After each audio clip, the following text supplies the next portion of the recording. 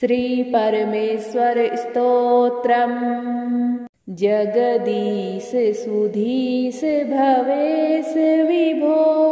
परमेश परात्पर पूत पितः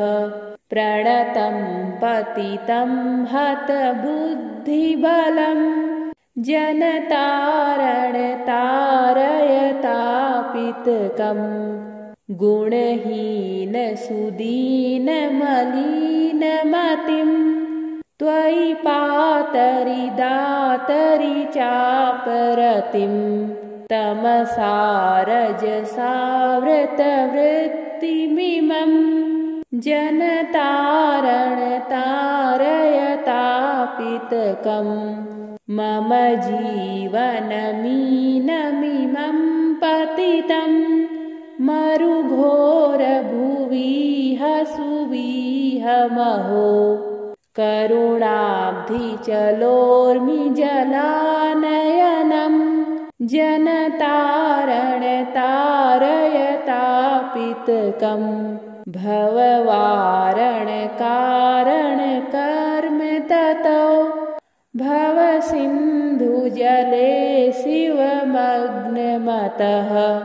करुणाञ्च समर्प्य तरिं त्वरितं जनतारण तारयतापितकम् अतिनास्य जनुर्मम पुण्यरुचे दुरितौघभरः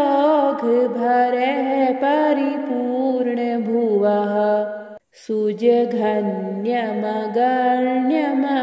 सुजघन्यमगण्यमपुण्यरुचिं जनतारण तारयतापितकम् भवकारक नारक हारक हे भवतारक पातक दारक हे हर शंकर किंकर कर्म जयं जनतारण तारयतापितकम् त्रिसितश्चिरमस्मि सुधां हित मे च्युत चिन्मय देहि वदान्यवर अतिमोहवशेन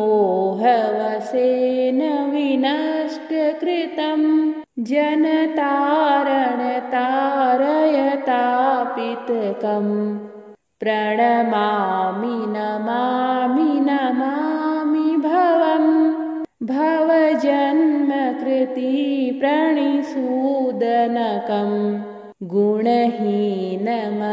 गुणहीनमतन्तमितं शरणं जनतारण तारयतापितकम्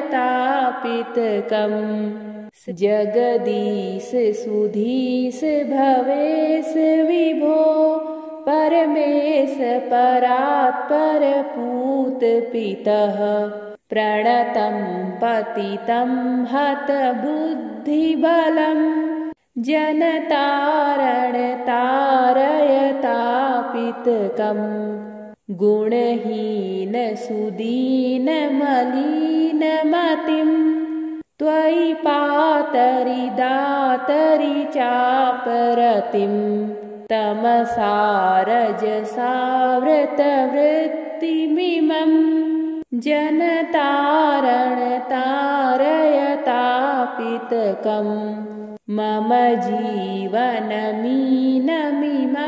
पतितं मरुघोरभुविह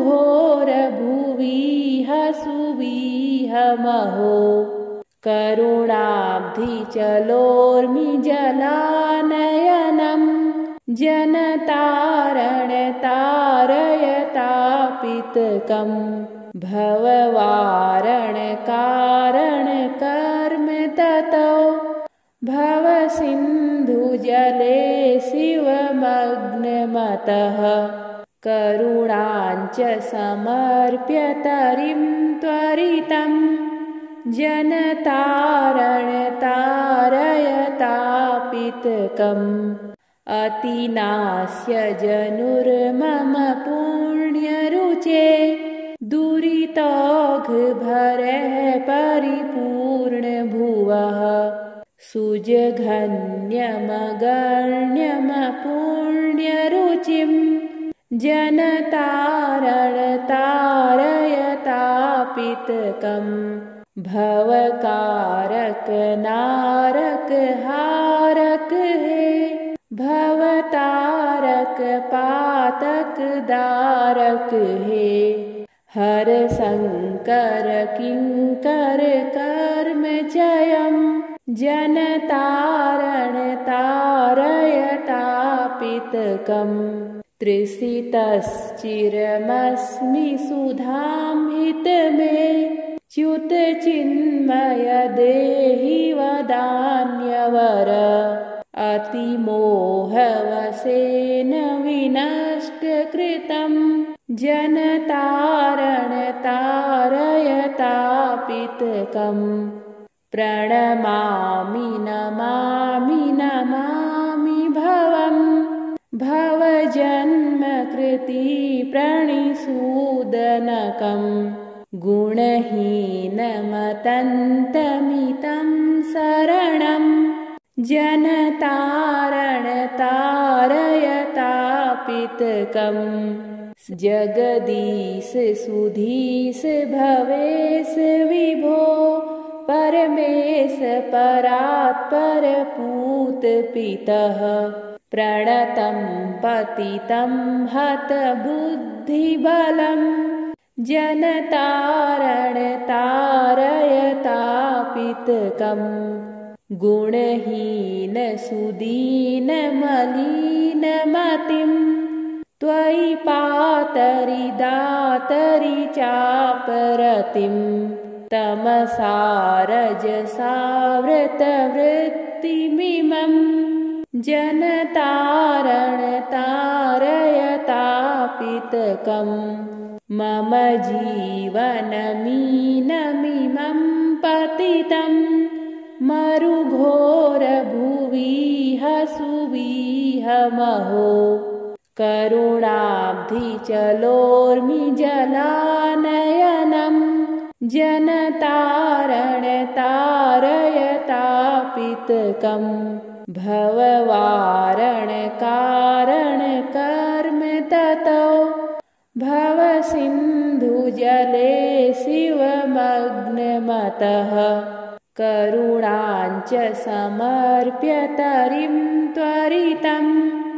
जनतारण तारयतापितकम् अतिनास्य जनुर्मम पुण्यरुचे दुरितौघभरः परिपूर्णभुवः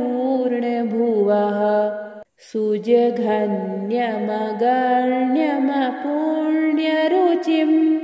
जनतारण तारयतापितकम् भवकारक नारक हारक हे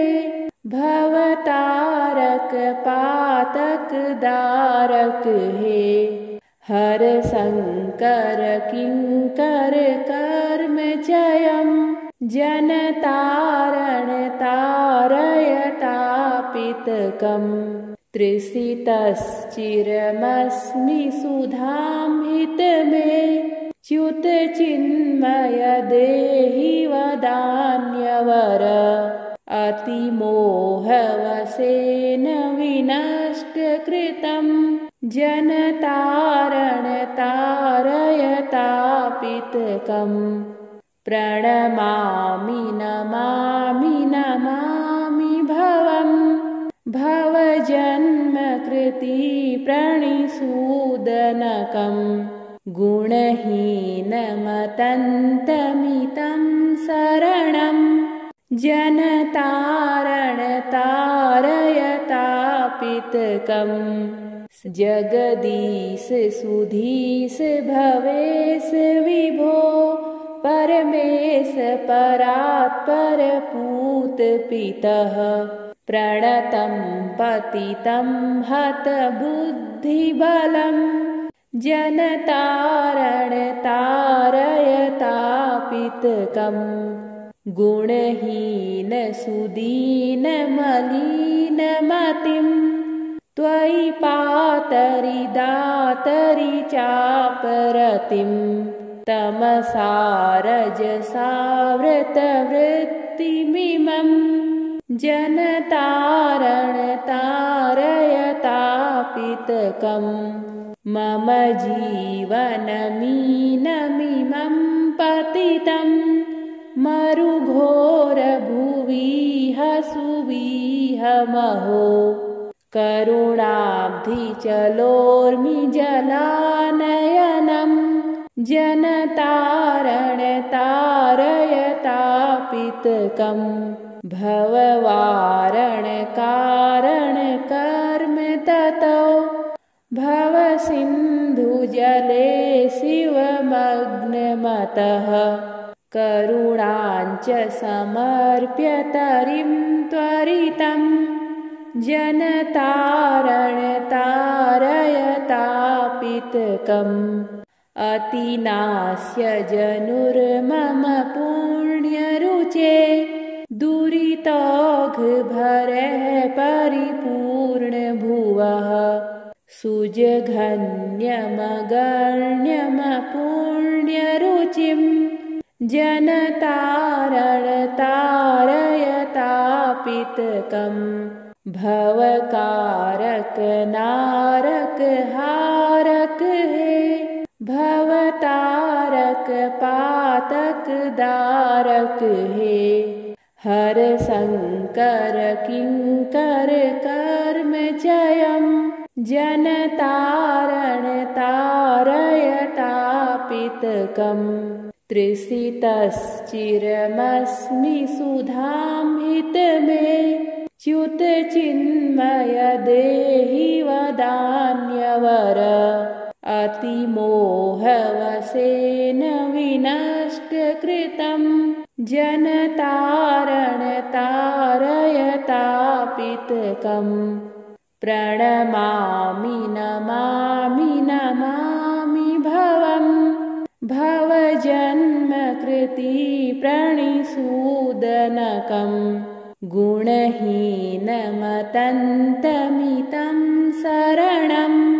जनतारणतारयतापितकं जगदीश सुधीश भवेश विभो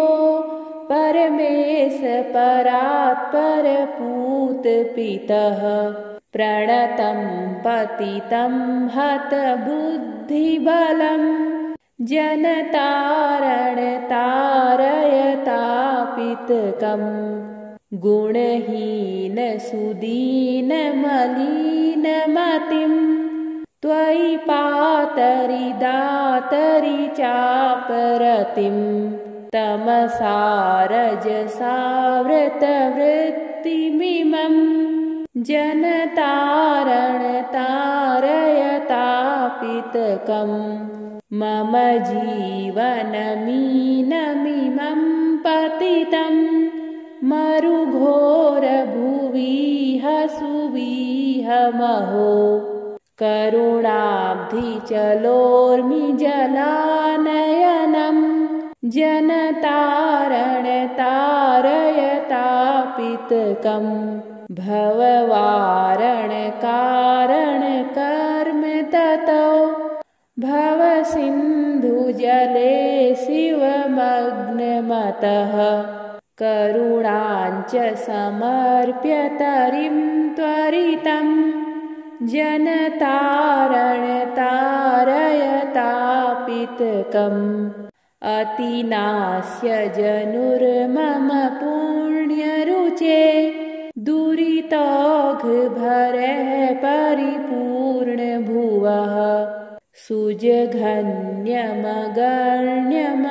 सुजघन्यमगण्यमपुण्यरुचिं जनतारणतारयतापितकं भवकारक नारक हारक हे भवतारक पातक दारक हे हर शंकर किंकर कर्म जयं जनतारणतारयतापितकं त्रिसितश्चिरमस्मि सुधां हितमे च्युत चिन्मय देहि वदान्यवर अतिमोहवशेन विनष्ट कृतं जनतारण तारयतापितकम् प्रणमामि नमामि नमामि भवम्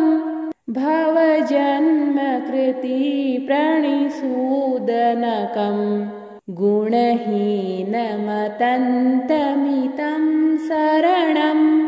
जनतारण तारयतापितकम् जगदीश सुधीश भवेश विभो परमेश परात्पर पूत पितः प्रणतं पतितं हत बुद्धिबलं जनतारण तारयतापितकम्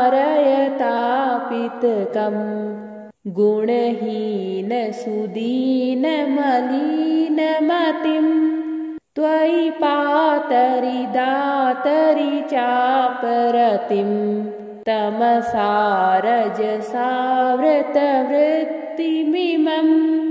जनतारण तारयतापितकम् मम जीवनमीनमिमं पतितं मरुघोरभुविह सुविह महो करुणाब्धिचलोर्मिजलानयनं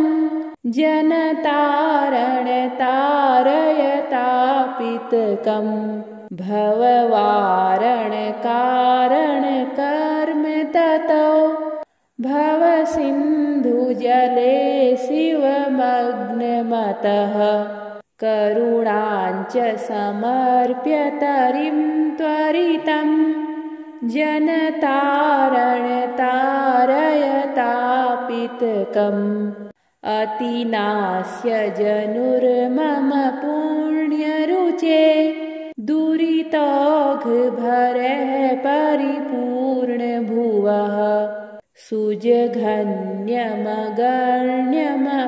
सुजघन्यमगण्यमपुण्यरुचिं जनतारण तारयतापितकम् भवकारक नारक हारक हे भवतारक पातक दारक हे हर शंकर किंकर कर्म जयं जनतारण तारयतापितकम् त्रिसितश्चिरमस्मि सुधां हितमे च्युत चिन्मय देहि वदान्यवर अतिमोहवशेन विनष्ट कृतं जनतारण तारयतापितकम् प्रणमामि नमामि नमामि भवम् भवजन्मकृति प्रणिसूदनकम् गुणहीनमतन्तमितं शरणं जनतारण तारयतापितकम् जगदीश सुधीश भवेश विभो परमेश परात्पर पूत पितः प्रणतं पतितं हत बुद्धिबलं जनतारण तारयतापितकम् गुणहीन सुदीन मलिन मतिं त्वयि पातरि दातरि चापरतिं तमसारजसावृतवृत्तिमिमं जनतारण तारयतापितकम् मम जीवनमीनमिमं पतितं मरुघोरभुविह सुविह महो करुणाब्धिचलोर्मिजलानयनं जनतारण तारयतापितकम् भववारणकारणकर्म ततो भवसिन्धुजले शिवमग्नमतः करुणाञ्च समर्प्य तरिं त्वरितं जनतारणतारयतापितकम् अतिनास्य जनुर्मम पुण्यरुचे दुरितौघभरः परिपूर्णभुवः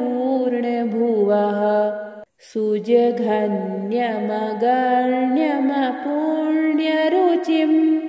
जनतारणतारयतापितकम् भवकारक नारक हारक हे भवतारक पातक दारक हे हर शंकर किंकर कर्म जयम् जनतारण तारयतापितकम् त्रिसितश्चिरमस्मि सुधां हित मे च्युत चिन्मय देहि वदान्यवर अतिमोहवशेन विनष्ट कृतं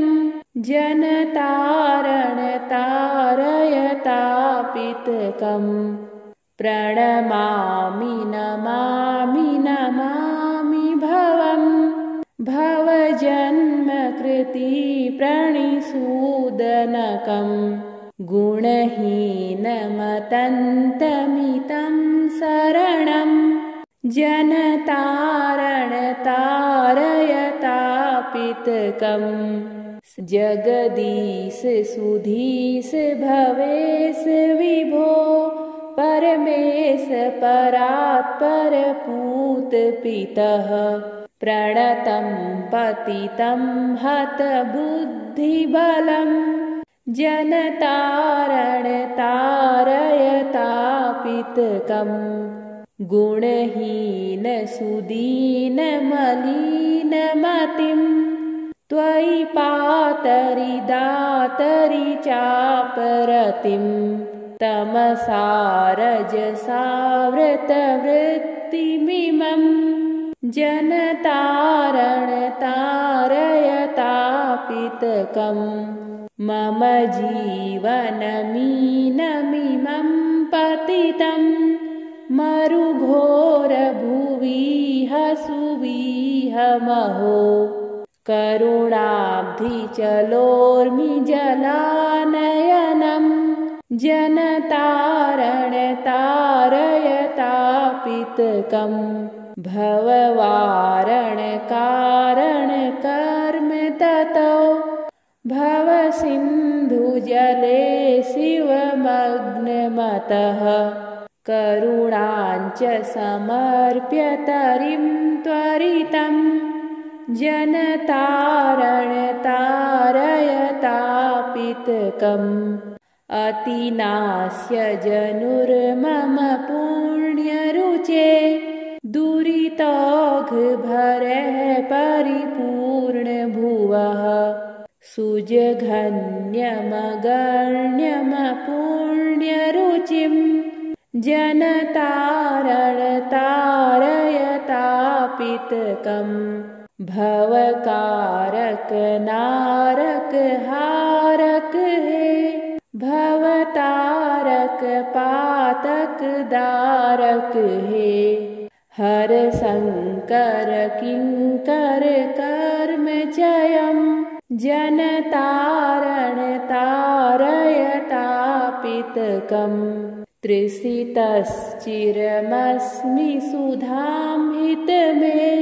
च्युत चिन्मय देहि वदान्यवर अतिमोहवशेन विनष्ट कृतं जनतारण तारयतापितकम् प्रणमामि नमामि नमामि भवम् भवजन्मकृति प्रणिसूदनकम् गुणहीनमतन्तमितं शरणं जनतारणतारयतापितकम् श्रीपरमेश्वर स्तोत्रम् सम्पूर्णम्।